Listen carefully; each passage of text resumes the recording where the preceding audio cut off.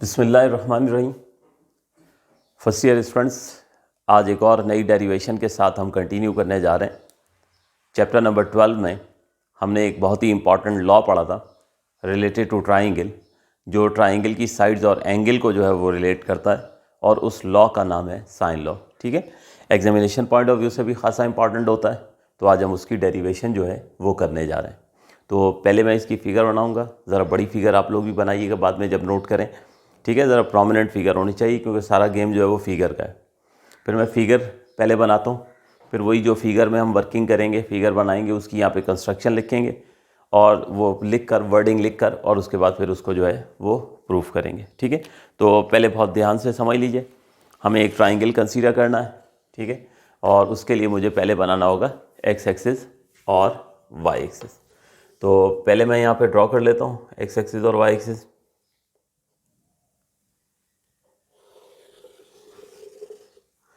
तो ये हमारे पास जो है ये बन गया है एक्स एक्सिस, और यहाँ पर जो है हमने बना लिया है वाई एक्सिस। तो ये हमने सबसे पहले एक्स एक्सिस और वाई एक्सिस बना लिया। अच्छा, जब कभी भी एक्स एक्सिस और वाई एक्सिस बनाए करें तो ये एक्स एक्सिस जो है ये इस तरह से ये एरो ज़रूर बनाए करें। ठीक है, यहाँ पर जो है आप लिख दोगे कि ये एक्स एक्सिस है। ठीक है, और ये हमारे पास जो है ये होगा वाई एक्सिस। अब उसके बाद यहाँ पे जहाँ पे एक्स एक्सिस और वाई एक्सिस मिल रहे हैं, यकीनन ये पॉइंट कौन सा होगा, ये ओरिजिन होगा। तो ये आपके सामने एक्स एक्सिस और वाई एक्सिस जो है वो मैंने ड्रॉ कर ली। अब एक्स एक्सिस और वाई एक्सिस ड्रॉ करने के बाद बेटे मैं एक ट्राइंगल जो है वो ड्रॉ करने जा रहा हूँ। ठीक है, तो वो ट्राइंगल जो है यहाँ पर ये मैं आपके सामने ड्रॉ कर रहा हूँ। ये एक ट्राइंगल है और इसको हम जो है वो मिला देते हैं यहाँ पर। ये ट्राइंगल जो है ये हमने ड्रॉ कर लिया। ठीक हो गया, तो ये मैंने आपके सामने एक्स एक्सिस और वाई एक्सिस जो है वो ड्रॉ किया, और एक्स एक्सिस और वाई एक्सिस ड्रॉ करके यहाँ पर एक ट्राइंगल जो है वो ड्रॉ कर लिया। अच्छा, अब साइन लॉ जब हम प्रूफ करेंगे ना, तो यकीनन बेटे पहले जो है ये a upon sine alpha equals to b upon sine beta, यानी पहले ये प्रूफ होगा, और फिर वो c वाला सिमिलरली करके हम उसको जो है वो लिख देंगे। तो इसकी ट्रिक बता दूँ आपको क्योंकि ये ट्रिक आगे को साइन लॉ के प्रूफ में भी काम आएगी। देखिए, अगर आपने a और b वाला प्रूफ करना है ना फॉर एग्जांपल, तो a और b को जो है ना वो यहाँ पर लिखा जाएगा बेस में। मिसाल के तौर पर मैं आपसे कह दूं कि आप ये प्रूफ करें b upon sine beta equals to c upon sine gamma, तो b और c को बेस में होना चाहिए। अगर मैं आपसे कह दूं कि a और c वाला प्रूफ करें तो a और c को बेस में होना चाहिए। ठीक है, ये एक छोटी सी ट्रिक है जो ध्यान में रखिएगा। तो मैं चूँकि साइन लॉ पूरा ही प्रूफ करने के लिए आता है, बाज़ दफ़ा वर्डिंग में सिर्फ दे देते हैं कि जी साइन लॉ प्रूफ करें, बाज़ दफ़ा मैथमेटिकल फॉर्म में कह देते हैं कि जी प्रूफ करें। ठीक है, तो इसका तरीका ये होता है कि पहले आप a और b वाला प्रूफ करें, तो a और b को बेस में होना चाहिए, और वर्टेक्स c जो है वो यहाँ लिखा जाएगा।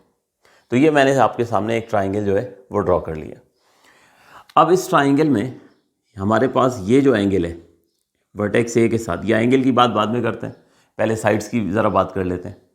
तो वर्टेक्स ए के सामने जो साइड होगी ना उसकी लेंथ कितनी होगी, उसकी लेंथ हो जाएगी a। वर्टेक्स बी के सामने जो साइड होगी उसकी लेंथ क्या होगी, वो हो जाएगी b। और वर्टेक्स सी के सामने जो साइड होगी उसकी लेंथ क्या हो जाएगी, c हो जाएगी। ठीक है, इसी तरह से हम एंगल्स की अगर बात कर लें तो a के साथ जो एंगल होगा वो कहलाएगा अल्फ़ा, b के साथ जो एंगल कहलाएगा वो होगा बीटा। ठीक है, और c के साथ जो एंगल होगा वो होगा गैमा। तो सबसे पहले हम यही लिखेंगे कि consider triangle A B C. ठीक है, वो sides are A B and C respectively, and the angle opposite to these sides are alpha beta and gamma.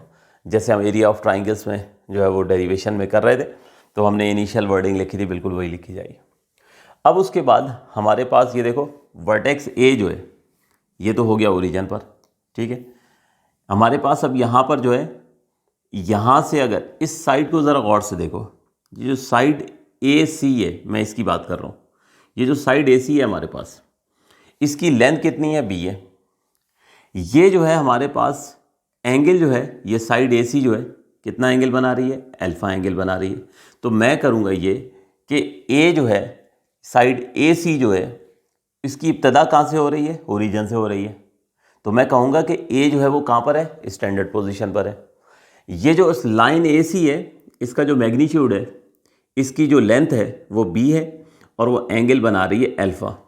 तो मैं क्या करूँगा कि सी के कोऑर्डिनेट निकालूंगा bye using rectangular coordinate system. मुझे क्या करना है, अब सबसे पहले ट्राइंगल बनाने के बाद उसकी साइड्स और एंगल मेंशन करने के बाद ये जो सी है ना, मुझे इसकी जो है वो कोऑर्डिनेट्स आई हैं। ठीक है, तो कोऑर्डिनेट निकालने का आप लोगों को तरीका बता दूं रेक्टेंगुलर कोऑर्डिनेट सिस्टम में। देखिए मैं यहाँ पर जो एक्स एक्सिस और वाई एक्सिस जो है वो ड्रॉ करता हूँ। एक्स एक्सिस और वाई एक्सिस जो है वो ड्रॉ करता हूँ। लेट से मैंने ये एक लाइन ड्रॉ की है। ठीक है, इस लाइन का मुझे पता है मैग्नीट्यूड कि वो बी है और मुझे इस लाइन का एंगल पता है, फॉर एग्जांपल अल्फा है। तो मैं अगर इस पॉइंट के कोऑर्डिनेट निकालना चाहता हूँ रेक्टेंगुलर कोऑर्डिनेट सिस्टम से, तो अकॉर्डिंग टू एक तो कोऑर्डिनेट सिस्टम होता है ना आपका एब्सीसा और ऑर्डिनेट की फॉर्म में। ठीक है, एक रेक्टेंगुलर कोऑर्डिनेट सिस्टम में ये जो x होता है ना, ये होता है r cos थीटा और y जो होता है ये होता है r sin थीटा के बराबर।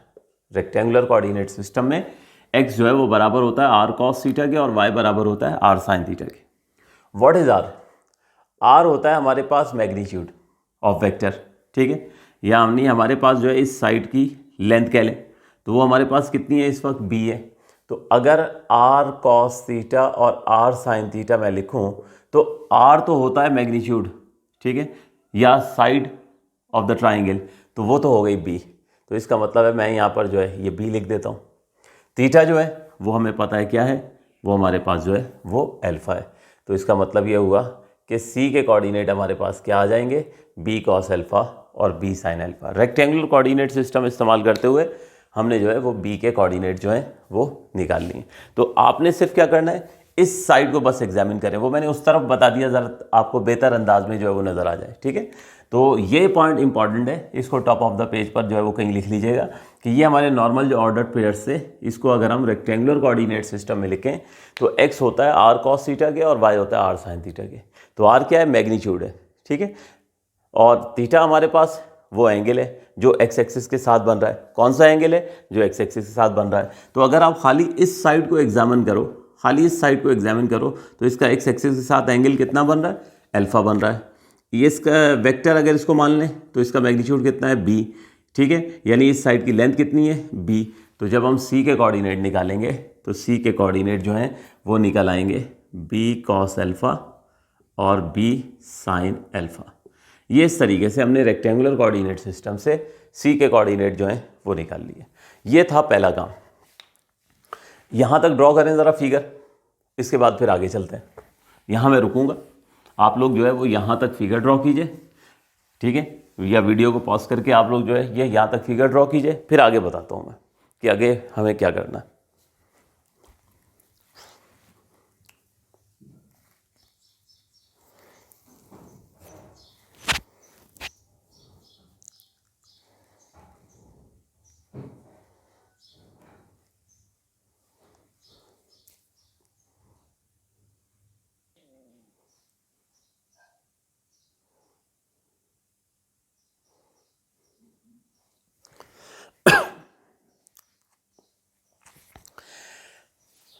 अब दोबारा से आप लोग रुकेंगे और दोबारा से आगे समझेंगे। इस फिगर में मैं मज़ीद क्या एडजस्टमेंट करने वाला हूँ। सबसे पहले सिंपल क्या किया है, मैंने एक ट्राइंगल कंसीडर किया ए बी सी। मैंने आपको कहा कि मुझे ए और बी वाला साइन लॉ प्रूफ करना है, इसलिए एहतियात क्या होगी कि ए और बी को आप बेस में रखेंगे। ठीक है, और उसके बाद सी जो है वो थर्ड वर्टेक्स हो गया। फिर उसके बाद मैंने क्या किया कि ये जो वर्टेक्स ए है इसके कोऑर्डिनेट तो हमें पता थे, ओरिजिन था। मैं चाहता था कि ये जो हमारे पास सी है ना, वर्टेक्स सी, इसके कोऑर्डिनेट निकालूं। तो रेक्टेंगुलर कोऑर्डिनेट सिस्टम इस्तेमाल करते हुए मैंने जो है वो सी के कोऑर्डिनेट निकाल लिए। ठीक है, ये हमारे पास जो है according two rectangular coordinate system x जो है ये होता है आर कॉस थीटा के और वाई होता है आर साइन थीटा के। ठीक है, ये रेक्टेंगुलर कोऑर्डिनेट सिस्टम कहलाता है। तो आर जो है वो मैग्नीट्यूड कहलाता है, यानी इन टर्म ऑफ ट्राइंगल अगर बात करेंगे तो साइड ऑफ द ट्राइंगल। तो इस साइड की लेंथ कितनी थी, b थी। इसका पॉजिटिव एक्स एक्सिस से बनना है वाला एंगल कितना था, याद रखिए एंगल जो होना चाहिए वो पॉजिटिव एक्स एक्सिस से बनने वाला एंगल होना चाहिए, तो हो गया अल्फा। ठीक है, तो इस तरह से ये हमारे पास हमने सी के कोऑर्डिनेट निकाले, तो ये हो गया बी कॉस अल्फा और बी साइन अल्फा। असल में साइन लॉ में बस ये प्रैक्टिस होनी चाहिए आपको कोऑर्डिनेट्स निकालने की। अब उसके बाद होगा ये कि ये जो ट्राइंगल है ना, इसको मैं शिफ्ट करूँगा इसके ओरिजिन को, इसका मैं ओरिजिन शिफ्ट कर दूंगा, या यूँ कह लीजिए कि मैं ट्राइंगल को जो है वो पुश करूँगा और इस तरह से करूँगा कि वाई एक्सिस जो है वो यहाँ पर आ जाए, वाई एक्सिस जो है वो यहाँ पर आ जाए। अब ज़रा ये बात बहुत ध्यान से जो है वो आपने समझनी है। मैंने ओरिजिन जो है वो शिफ्ट कर दिया है और ओरिजिन शिफ्ट कर दिया है और इस तरह से शिफ्ट कर दिया है। ठीक है, वो वाई एक्सिस था, तो अब इसे लिखेंगे वाई डैश एक्सिस। ठीक है, यानी हमारे पास जो है ये नया एक्सिस है जिसे हम वाई डैश से रिप्रेजेंट कर रहे हैं। Now shift the origin. अब हमने ओरिजिन शिफ्ट कर दिया है। देखो पहले ओरिजिन जो था ना बेटे इस मकाम पर था, यानी ओरिजिन कौन सा पॉइंट होता है जहाँ एक्स एक्सिस और वाई एक्सिस जो है वो मिल रहा है। अब मैंने ओरिजिन जो है वो शिफ्ट कर दिया है। अब ओरिजिन आ चुका है यहाँ पर। ठीक है, अब ओरिजिन अगर यहाँ पर आ गया है तो बी जो है वो स्टैंडर्ड पोजीशन में आ गया। वो वेक्टर स्टैंडर्ड पोजीशन में होता है जो ओरिजिन से स्टार्ट हो रहा होता है, वो वेक्टर स्टैंडर्ड पोजीशन में कहलाता है। वेक्टर्स, स्केलर वेक्टर्स अगर आपने पढ़े हैं तो वो वेक्टर कहलाता है स्टैंडर्ड पोजीशन में जिसकी इब्तिदा ओरिजिन से हो रही होती है। मैंने क्या किया कि इसका ओरिजिन शिफ्ट कर दिया। अब ये हमारे पास जो वेक्टर कह लें आप, या ये साइड ऑफ द ट्राइंगल कह लें, ये हमारे पास जो है ये स्टैंडर्ड पोजीशन पर आ गई है। मैं दोबारा से इसी सी के कोऑर्डिनेट सिस्टम निकालूंगा, कोऑर्डिनेट निकालूंगा रेक्टेंगुलर कोऑर्डिनेट सिस्टम से। लेकिन दो चीज़ें मुझे चाहिए होंगी, एक तो इस वेक्टर का या साइड ऑफ द ट्राइंगल का मुझे मैग्नीट्यूड चाहिए होगा, वो तो मेरे सामने, वो हमारे पास जो है वो क्या है, वो ए है। ठीक है, यानी आर की जगह जो अभी मैंने बताया था ए पुट करना है।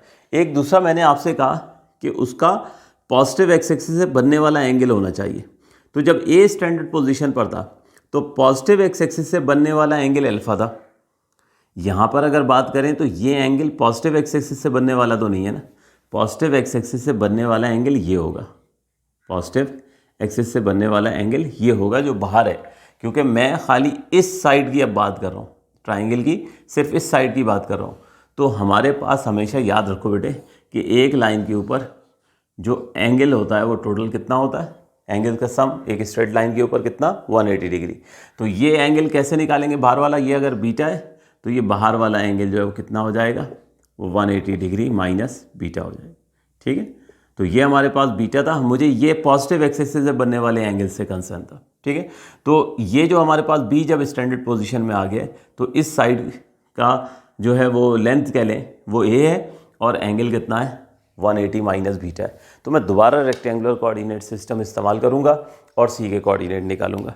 तो मैंने अभी आप लोगों को बताया कि according two rectangular coordinate system x जो है ये होता है आर कॉस थीटा के और आर साइन थीटा के। थोड़ी स्पेस दे देते हैं, आर कॉस थीटा और आर साइन थीटा। तो मैं दोबारा सी के कोऑर्डिनेट जो है वो निकालने जा रहा हूँ। तो आर तो कहते हैं, ठीक है, वेक्टर के मैग्नीट्यूड को, यानी यहाँ पर क्या हो जाएगा, साइड ऑफ द ट्राइंगल को। तो इस चूँकि बी स्टैंडर्ड पोजीशन पर है तो साइड ऑफ द ट्राइंगल क्या है, ए है। तो आर की जगह जो है वो ए यहाँ भी पुट कर दी जाएगी और आर की जगह यहाँ पर भी जो है वो क्या पुट कर दिया जाएगा, वो ए पुट कर दिया जाएगा। अब आ जाइए तीटा। तो तीटा उस लाइन का पॉजिटिव एक्सिस से बनने वाला एंगल है, वो है हमारे पास 180 माइनस बीटा। तो यहाँ भी आ जाएगा 180 डिग्री माइनस बीटा। ठीक है, और यहाँ भी आ जाएगा इस थीटा की जगह 180 डिग्री माइनस बीटा। ये हमने दोबारा से जो है वो सी के कोऑर्डिनेट निकाल लिए ओरिजिन शिफ्ट होने के बाद। तो ये बस पॉइंट आपको जो है वो पता होना चाहिए। इसके बाद तो बस जब हम ये सारी वर्किंग लिख लेंगे ना, जितना भी काम हमने किया यहाँ लैंग्वेज की सूरत में हम लिखेंगे, उसके बाद जब आप यहाँ तक पहुँच जाएंगे सी के कोऑर्डिनेट ही आपने दोनों दफ़ा निकालना है।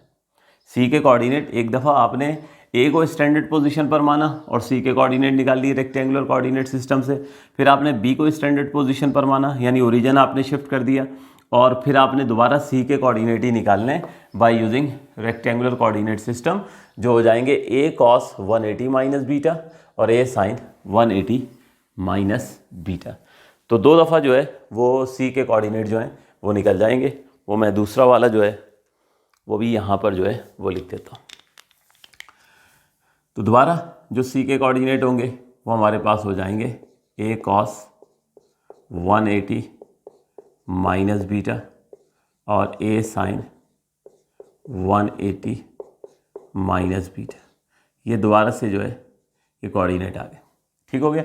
ये यानी एक ही पॉइंट के कोऑर्डिनेट हमने दो दफ़ा निकाले हैं।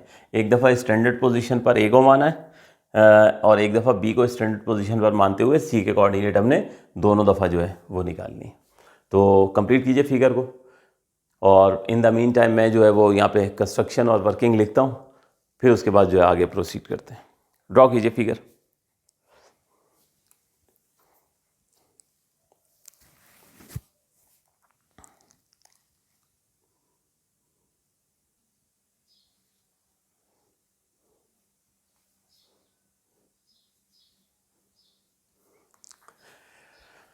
जी, तो जितनी भी फिगर में हमने वर्किंग की थी उसको यहाँ लैंग्वेज की सूरत में जो है वो लिख दिया। ये आप एक दफ़ा रीड भी कर लीजिए कि हमने एक ट्राइंगल जो है वो कंसीडर किया है जिसकी साइड्स ए बी सी हैं। ठीक है और उन साइड्स के अपोजिट जो एंगल हैं वो अल्फ़ा बीटा और गैमा है। ठीक है, एक सिंपल ट्राइंगल कंसीडर किया है, उसकी साइड्स को हमने मेंशन कर दिया है कि उसकी साइड्स ए बी सी हैं और उन साइड्स के अपोजिट जो एंगल हैं अल्फ़ा बीटा और गैमा है। सबसे पहले हमने वही कहा है कि ए जो है वो स्टैंडर्ड पोजीशन पर है। तो जब ए स्टैंडर्ड पोजीशन पर है तो अगर हम रेक्टेंगुलर कोऑर्डिनेट सिस्टम इस्तेमाल करेंगे तो सी के कोऑर्डिनेट जो हो जाएंगे वो बी कॉस अल्फ़ा और बी साइन अल्फ़ा हो जाएंगे। ये देख लीजिए, let A is at standard position, so by using rectangular coordinate system the coordinate of C is B cos alpha B sine alpha. C के हमने कोऑर्डिनेट निकाल लिए। उसके बाद हमने क्या किया था, नाउ शिफ्ट द ओरिजन।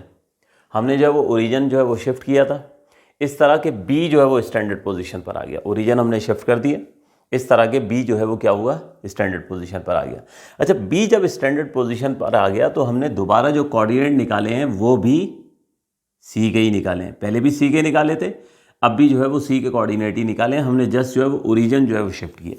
तो जो नए कोऑर्डिनेट आए ना वो आए ए कॉस 180 माइनस बीटा, ए साइन 180 माइनस बीटा, क्योंकि हमें ये वाला एंगल पॉजिटिव एक्स एक्सिस से बनने वाला एंगल चाहिए था तो वो था 180 माइनस बीटा। अंदर वाला बीटा था तो बाहर वाला क्या हो जाएगा, 180 माइनस बीटा हो जाएगा।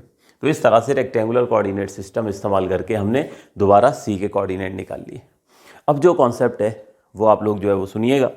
देखो, हमारे पास जो है दोनों दफ़ा हमने जो सी के कोऑर्डिनेट निकाले हैं वो हमारे पास जो है उसमें ये जो वाई कंपोनेंट है ना, ये जो पहले मैंने कोऑर्डिनेट निकाले थे उसका वाई कंपोनेंट और ये जो मैंने यहाँ पर जो है दोबारा सी के कोऑर्डिनेट निकाले इसका वाई कंपोनेंट एक ही होगा। ठीक है, अब मैं इसको ज़रा लॉजिकली एक्सप्लेन करता हूँ कि मैं क्या कहना चाह रहा हूँ। पहले मैं यहाँ लिख लूँ कि सिंस वाई कंपोनेंट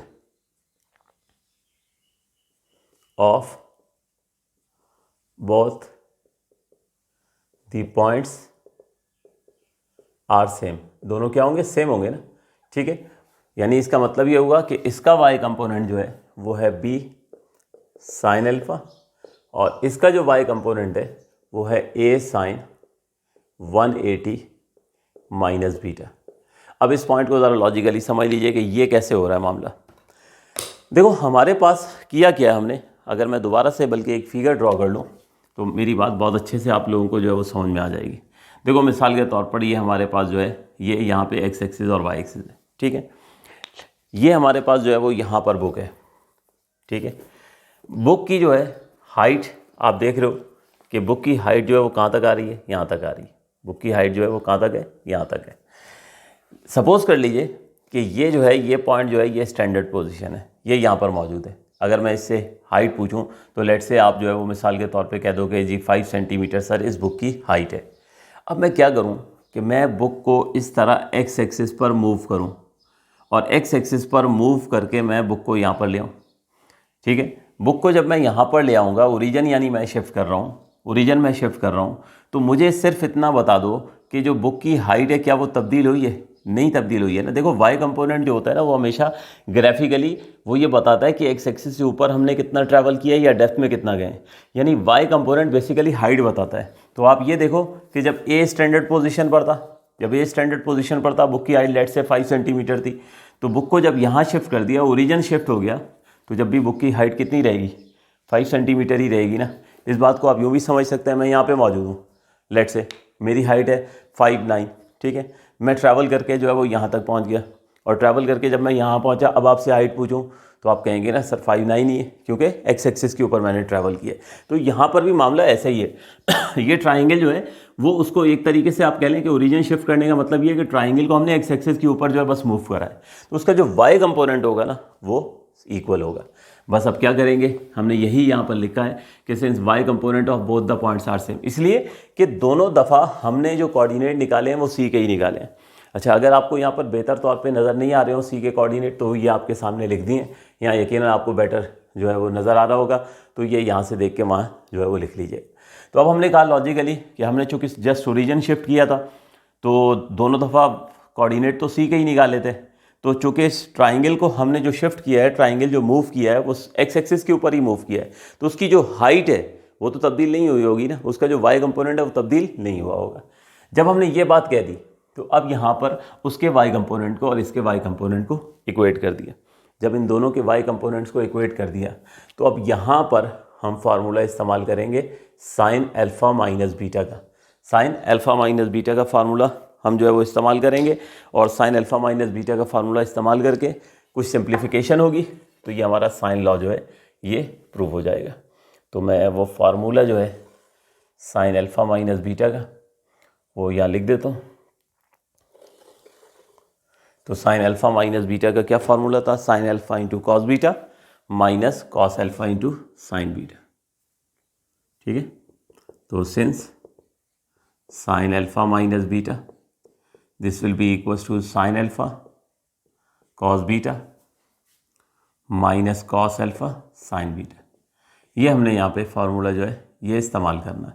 ठीक है, तो अब इस फार्मूले से मैं उसको एक्सपेंड कर देता हूँ। तो left hand side b sin alpha वो तो एज इट इज़ रहेगी, a एज इट इज़ रहेगा।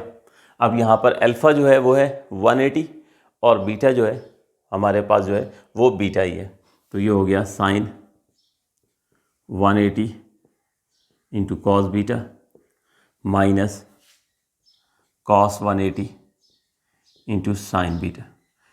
इसको इस तरीके से जो है वो कर लेते हैं कि चलें कर्ली ब्रैकेट ही रहने दें, क्योंकि अगले स्टेप में हमने वैल्यूज़ पुट करनी है।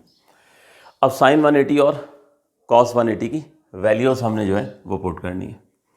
तो पुट साइन 180 की वैल्यू होती है 0, साइन 0 0 होता है और साइन 180 भी 0 होता है। इसी तरीके से कॉस 180 डिग्री ये हमारे पास होगा -1। कॉस 0 1 होता है तो कॉस 180 क्या होगा, -1 होगा।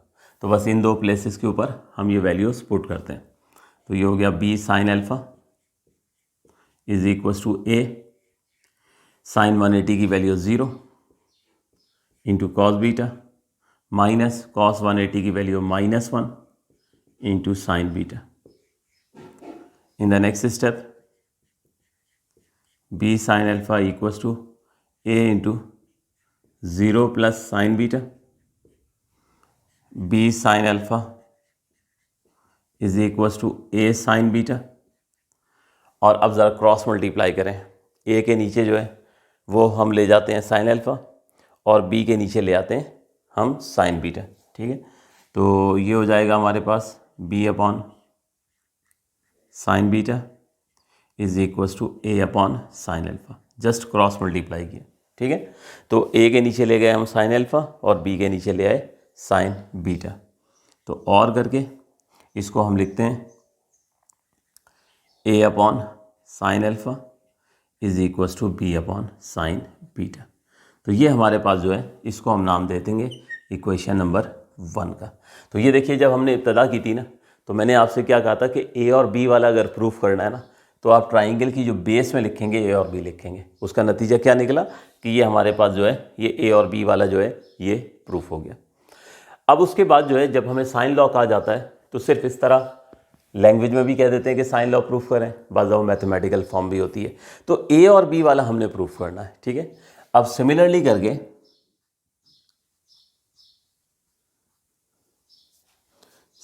करके आप जो है वो लिख दोगे b upon sine beta is equals to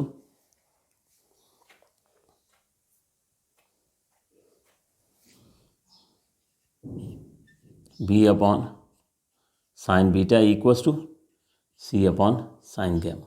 ये हमने यहाँ पे लिख दिया, इसको नाम देते हैं इक्वेशन नंबर 2 का। तो बस अब क्या करेंगे बेटे कि इक्वेशन 1 और 2 इन दोनों को जो है वो कंबाइन कर देंगे। ये सिमिलरली तो थोड़ा सा साइड पे लिख दूँ, ठीक है। तो इसी तरीके से जिस तरह A upon sine alpha B upon sine beta के बराबर हुआ है, तो इसी तरह बी अपॉन साइन बीटा किसके बराबर हो जाएगा, सी अपॉन साइन गैमा के बराबर हो जाएगा। तो अब यहाँ पे बस आखिरी स्टेप्स जो है वो मैं करने जा रहा हूँ। सिर्फ इक्वेशन 1 और 2 जो है ना, बस इसको कंबाइन करना है तो साइन लॉ जो है वो प्रूव हो जाएगा। तो बाय कंबाइनिंग इक्वेशन 1 एंड 2, ठीक है, इक्वेशन 1 और 2 को कंबाइन कर दें तो A upon sine alpha is equals to B upon sine beta is equals to C upon sine gamma.